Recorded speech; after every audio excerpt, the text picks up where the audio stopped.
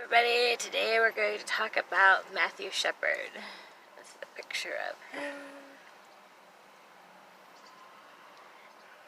I'm here with Tommy, who seems to be on all my videos lately. Gee, I wonder why that would be. Maybe because we're Yeah, probably. So, this is a case, a true crime case. At least this one has a sort of happy ending. Happy ending. At least it was justice, that's what I meant to say. That's true. It was justice.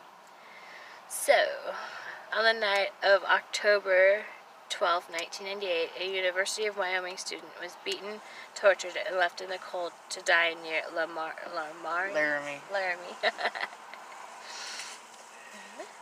Well, were we doing bullet points? Yes. Fine. I did it professionally. It's all typed out. Matthew Wayne Shepard, just 21 years old, was killed for being gay and hitting on this...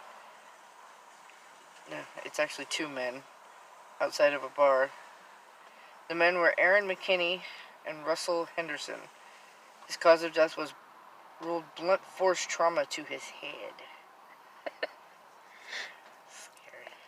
The defense tried to say they only meant to rob Matthew when he made sexual advances towards them. Bullshit.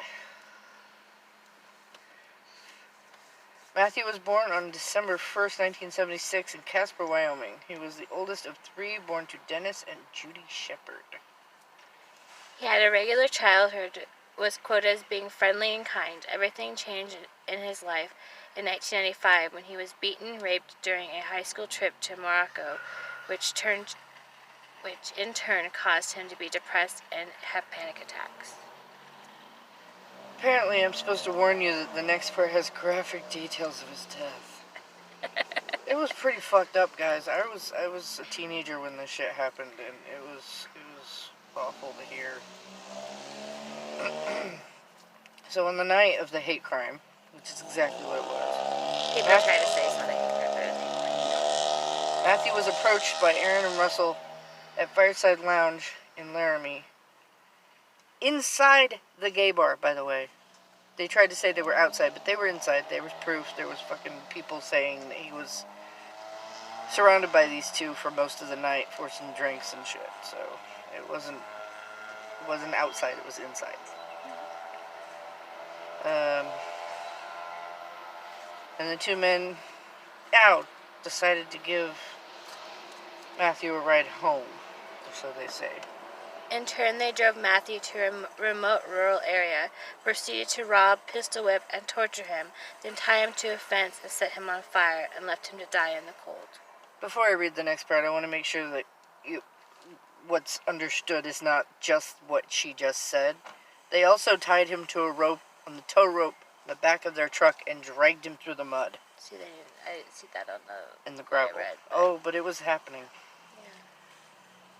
They did. They tied him to the back of the truck and dragged him down a dirt road.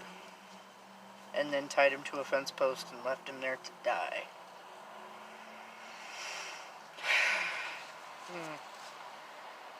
News reports at the time spoke of graphic accounts of the pistol whipping and fractured skull. Also how he was beaten so bad that his face was completely covered in blood except where his tears had clean places on his face. Just to let you know, I may cry. This is a very sad story. Neither men were under the influence of alcohol or drugs. Completely sober. I'll show you the next one. After leaving Matthew to die alone in the cold, tied to a fence to die, the men returned to town. They then picked a fight with two Hispanic young men, Emiliano Morales and Jeremy Herrera. Both Emiliano and Aaron got head wounds. Which is good, Aaron got head wounds. Officer Flintwaters arrived at the place of the fight. He arrested Aaron and Russell and searched the truck where the officer found a bloody gun, also Matthew's shoes, and a credit card. The men then tried to get their girlfriends to make up alibis for them and help get rid of evidence. What I don't understand is why they picked a fight knowing that they had that shit in the car. Stupid. Matthew, still tied to the fence, was in a coma for 1 hour after the attack when found by Aaron... I don't know how to pronounce this dude's name. I'm going to go with Creefles. The cyclist at first thought he was a scarecrow. Giving the Melissa Etheridge the title of her song Scarecrow she wrote for Matthew as sang in his candlelight vigil. If you haven't heard that song, by the way, look it up. It is so good. I cry almost every time I hear it. I was wondering because she played it for me, or he played it for me, and I was wondering where she got the Scarecrow from, and that is in turn why. Very, very emotional song. Be prepared to just tear up. What's next? Reggie Flutie, the first police officer at the scene, found Matthew alive but covered in blood. The gloves given to the sheriff's department were faulty and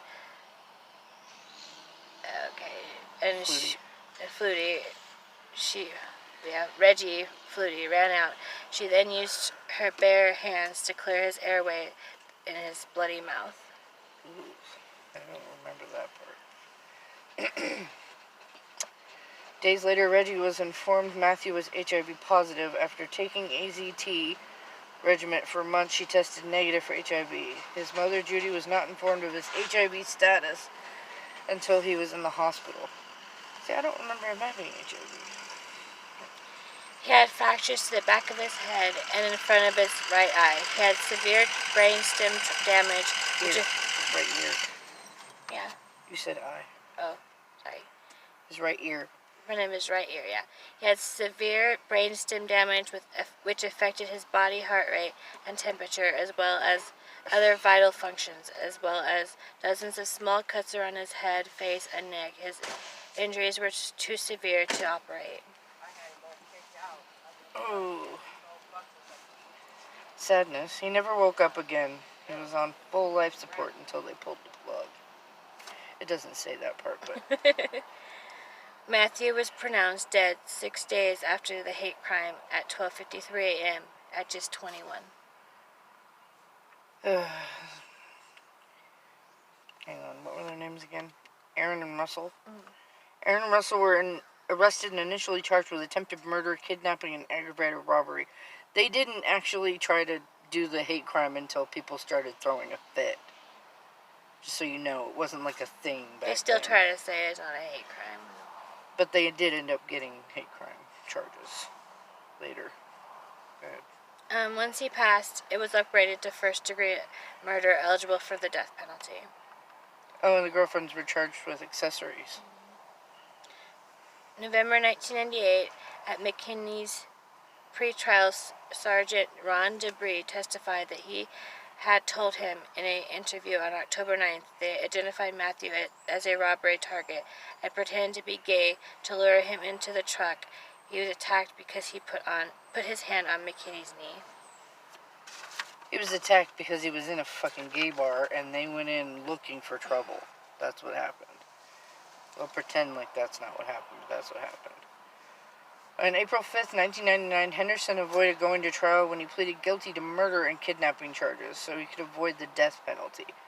He testified against McKinney and was sentenced by Judge Jeffrey Donnett to 2 consecutive life terms. Henderson's lawyer tried to say Matthew was not targeted for being gay. Bullshit. McKinney's trial took place in October and November of 1999. McKinney's lawyer tried to pull a gay panic defense saying McKinney was driven to temporary insanity by alleged sexual advances. The defense was rejected by the judge, though, which is good. I mean, come on now. You go and flirt with him. You don't go into a gay bar and then try to say gay panic defense. That's bullshit. And you were flirting with him, making him think you're hitting on him. Bullshit. Jury found McKinney not guilty of premeditated murder, but guilty of felony murder, then deliberated on the death penalty. They should have gotten the death penalty. Both of them should have gotten the death penalty. On October 26, 2018, 20 years after his death, Matthew's ashes were interred at the crypt of Washington National Cathedral. Ceremony proceeded over by the first openly gay Episcopal Bishop Gene Robinson and the Bishop of Washington, Reverend Marion Edgar Budd.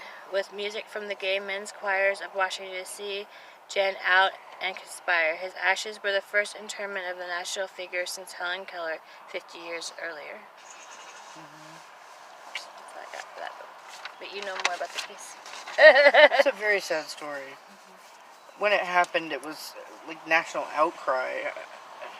I don't remember it. It was fucking awful.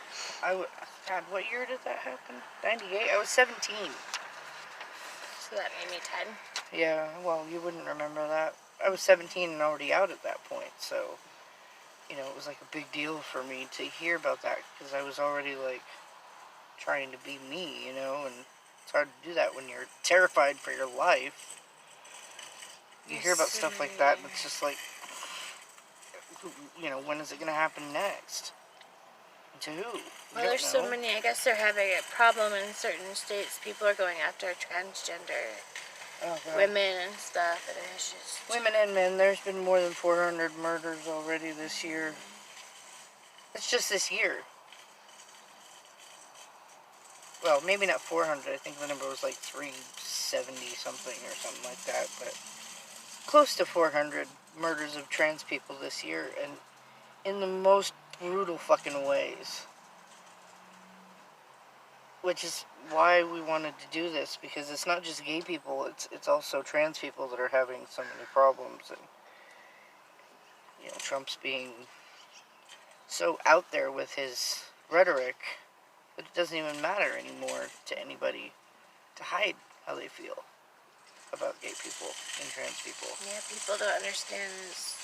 People seem to think people it's of color. Yes, people seem to think this is all like some like new thing, but no, it just used to be polite to keep it to yourself.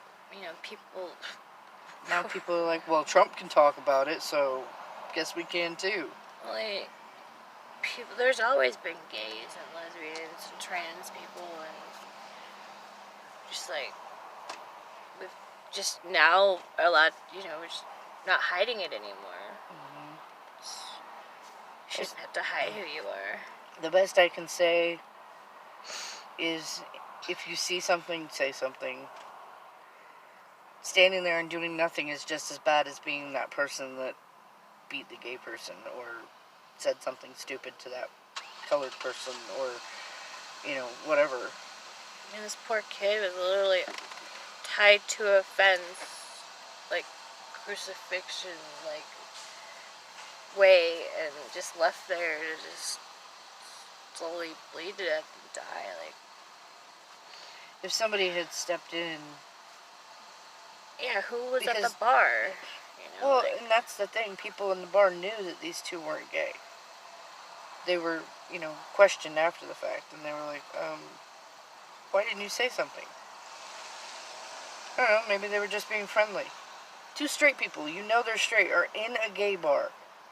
Nothing good is coming from that. Unless you know for a fact that they have gay friends and they're there with that person, nothing good is coming from those two straight men walking into a gay bar. If you know that they're straight, and you know they don't have gay friends, stop them from taking somebody and leaving the bar with them. I'm sure somebody watched them giving this kid a bunch of drinks and stuff. That's why I said, if you see something, say something. If you know for a fact that these people are not, you know, gay friendly, and they're in a gay bar.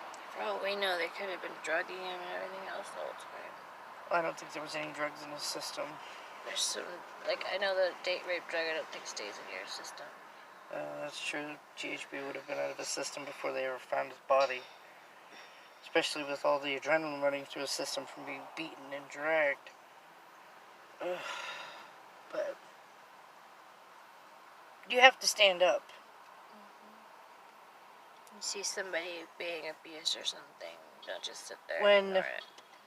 When the people that are saying things to gay people or people of color or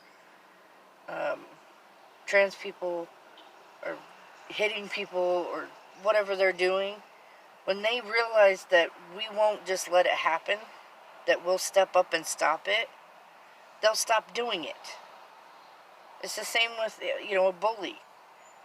If somebody finally stands up to a bully and says, hey, you don't have the right to do that to them, they stop doing it. We just have to step up. Yeah, it's just... At the expense of your own life. I would rather die standing up for somebody else than let that happen. Whatever that happens to be. You know. I mean, this is 2018. We need to stop being bigots and just accept people for who they are. Whether you're black, white, purple, gay, straight, it shouldn't matter. None of these We're all things just can people. change, is the thing. They're all just who we are. Bigots can change who they are. We can't change who we are. People of color can't change who they are. Everybody throws to the Bible verse, but the thing is that Bible verse is part of the Old Testament. We're not even supposed to be following the Old Testament anymore. If you believe in that. If you believe in that. If you're gonna follow that rule, you should start sacrificing animals and everything else that's in the Old Testament. And stop wearing blended fabrics. Don't eat shellfish, don't eat pork. You guys just can't pick up one little thing out of the Bible and then Picking and accept choosing isn't how the Bible is supposed to work. If you're a Christian, you need to follow all of it, not just parts of it. Jesus did not even mention anything about being gay or anything. Just says to love and not judge people. So he says to love everybody. So anyways, like and subscribe. I'm hoping to do more of these type of videos. I like true crime and I like stuff like that, so bye.